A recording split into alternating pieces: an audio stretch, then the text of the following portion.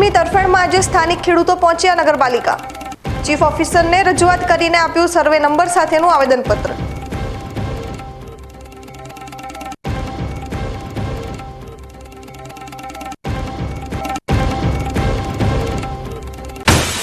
ડીસા શહેરમાં પિકઅપ ડાલાના ચાલકે પાણીપુરીના માલિક સહિત ગ્રાહકને મારી ટક્કર, ગાય સહિત બેના મોત।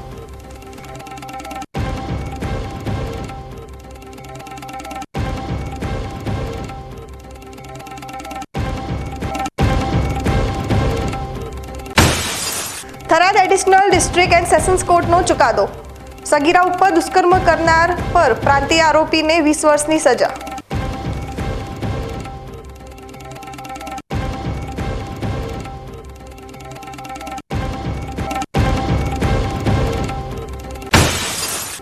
થરાદમાં રેસ્ટ હાઉસના નવીનીકરણ માટે સરકારે 3 કરોડની આપી ગ્રાન્ટ।